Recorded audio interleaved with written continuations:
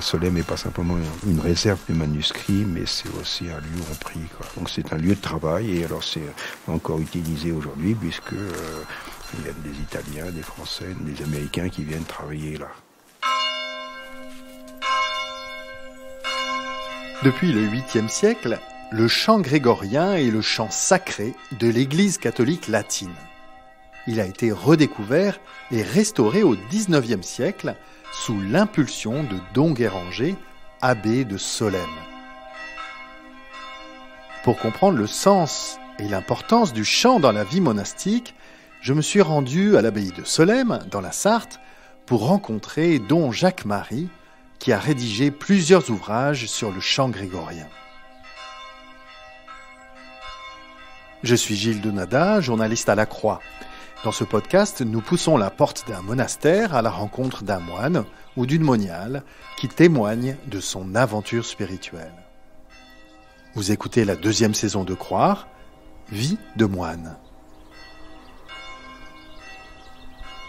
Le chant, c'est une force intérieure qui vient de nous, qui nous extasie, qui nous sort de nous, qui sort la beauté de nous, qui sort tout ce qu'il y a de plus, qui exprime le texte et qui lui donne une dimension supérieure, qui l'élève. Et en même temps, pour celui qui chante, ça l'approfondit, ça l'introduit, c'est une incarnation du chant dans celui qui chante. Donc il y a à la fois sublimation vers l'extérieur et puis incarnation vers soi-même, quoi.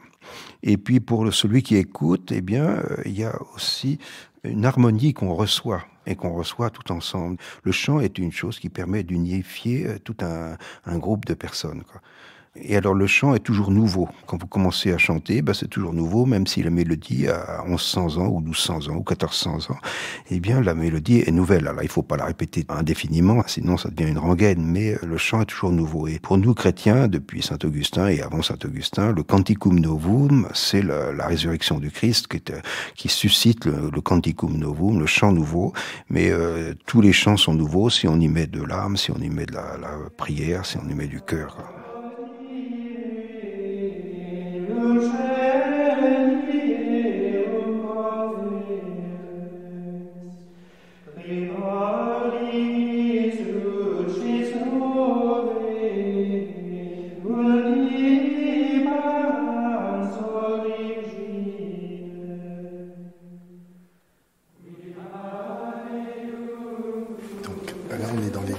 L'église Saint-Pierre de Solesmes, qui date du XIe siècle. Je vous dis, là, l'église est toute en longueur, là, qu'avant elle est très trapue, quand il y avait des bas-côtés qui ont disparu. Et puis, donc Guéranger a pu rajouter tout le chœur monastique, qui est une copie de l'église de Saint-Serge d'Angers.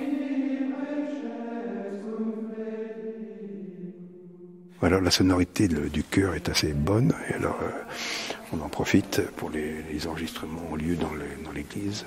Parce qu'en fait, le chœur des moines, c'est de l'autre côté de l'autel ? Côté de la grille. Ah, de l'autre côté de la grille.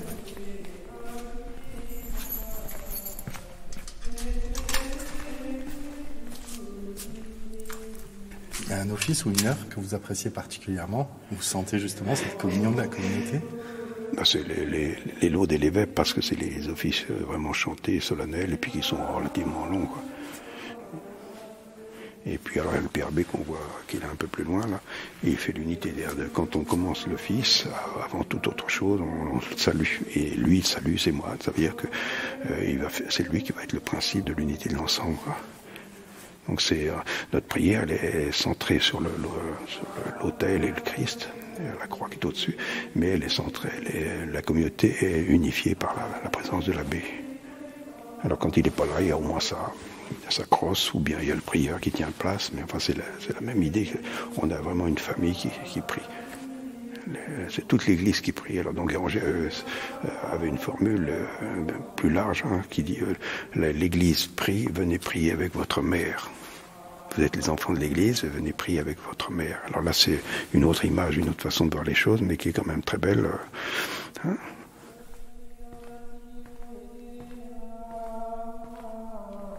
Alors matériellement, le chant occupe toute la place de la prière en commun, la prière chorale. On ne fait rien sans le chant.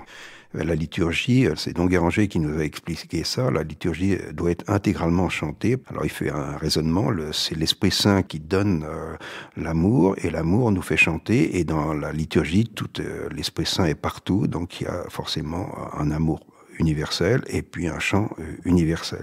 Donc pour nous, dès qu'il y a un rassemblement de la communauté pour chanter, que ce soit au chœur ou bien pour les grâces au réfectoire ou par d'autres occasions, eh bien tout est nécessairement chanté.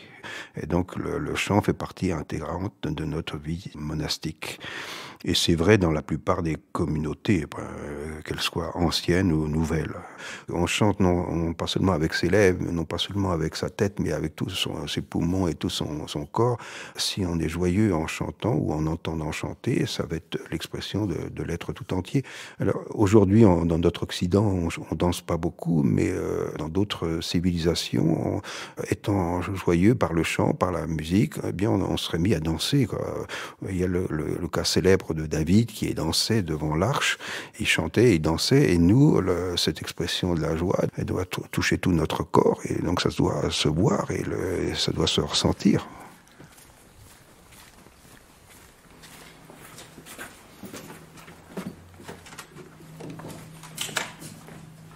Et en fait, on va voir l'ambiance de la salle de répétition de chant.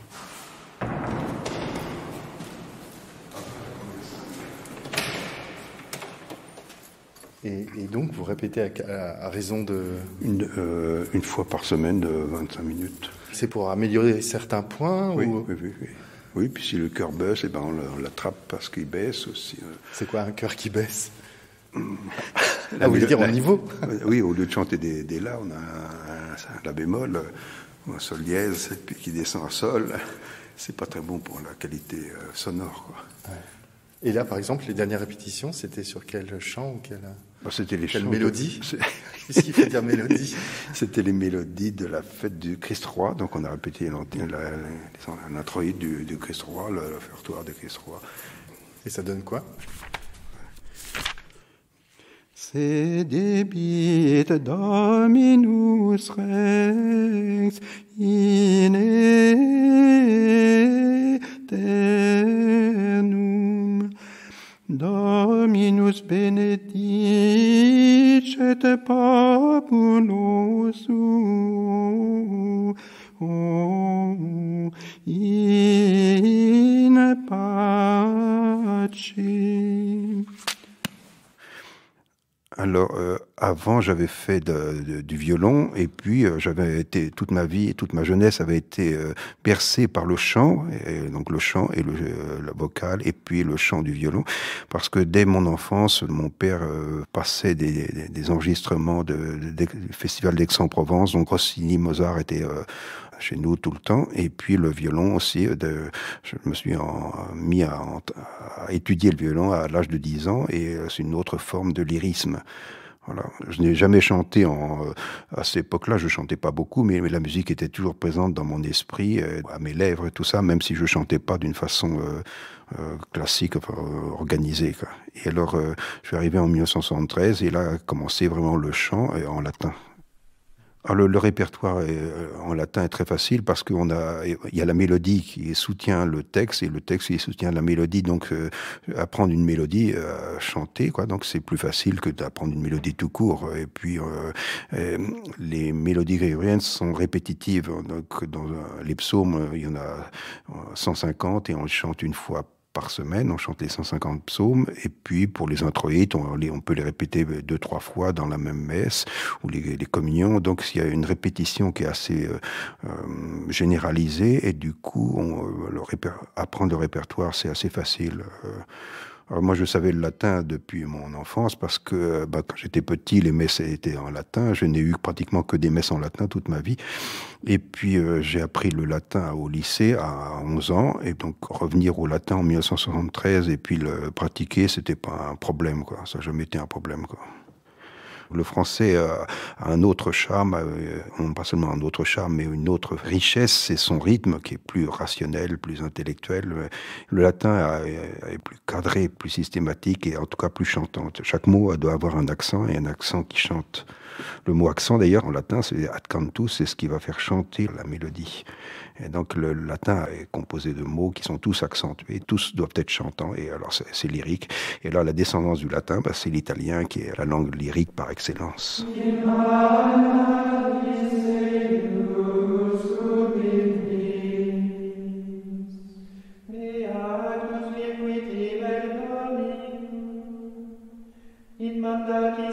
Le chant grégorien est très beau par son rythme. C'est un rythme tout à fait particulier. Il vient du mot latin.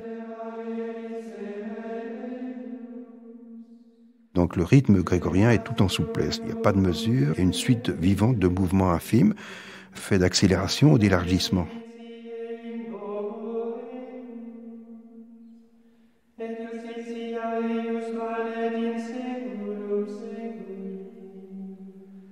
C'est un rythme qui a complètement disparu depuis 1200 ans parce que la musique l'a emporté, la musique instrumentale l'a emporté, et donc toute la rythmique du verbe, de la parole, mise en forme en musique, n'existe plus dans notre environnement. Donc nous, quand nous arrivons dans un monastère pour chanter du grégorien, eh bien, on va essayer de retrouver un petit peu la rythmique de la parole, qui est le soubassement du chant.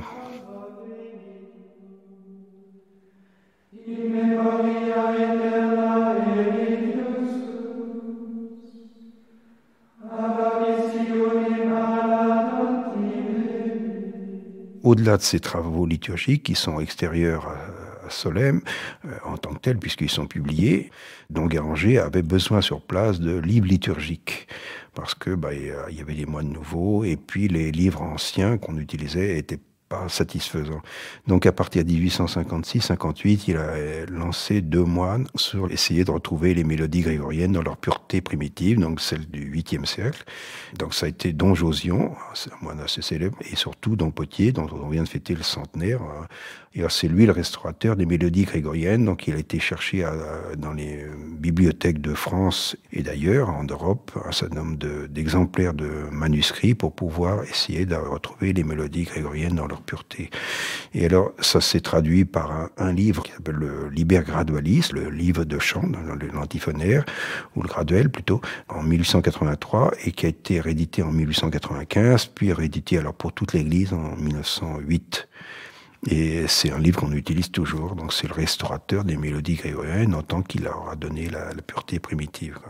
Alors Don Guéranger pensait que le grégorien remontait à Saint Grégoire le Grand, qui est mort en 604, mais en fait, c'était pas tout à fait exact. Le chant grégorien est né en 765 à Metz, mais cela mis à part, l'idée de revenir à une mélodie primitive était une idée très juste.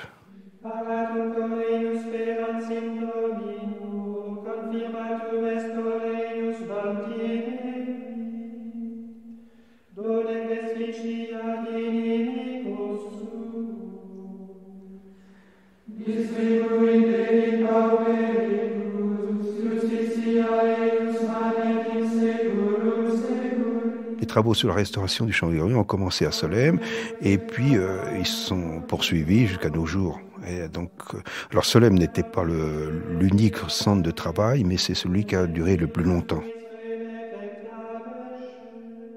C'est à nous, moines de Solesmes, de continuer, malgré nos limites et nos défauts, de promouvoir le chant grégorien. Et cette promotion, le pape Paul VI nous l'a demandé expressément, dans les années 1970, de promouvoir le chant grégorien, parce que c'est le chant de l'Église romaine. Et c'est une richesse immense, non seulement musicale, artistique, mais c'est au niveau de la prière. Alors, au niveau musical, Messiaen disait que le chant grégorien est le plus beau trésor de l'Occident.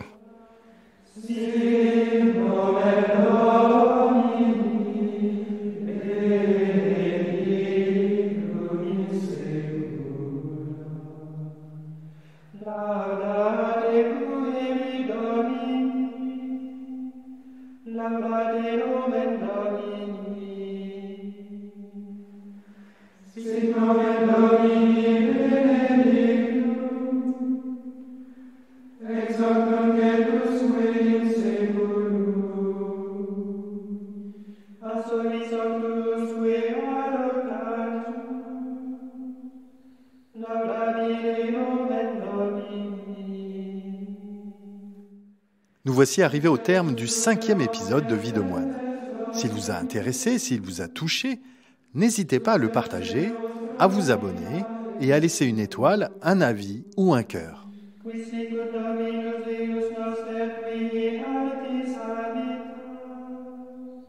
Croire est à retrouver sur toutes les plateformes et sur le site et l'appli La Croix.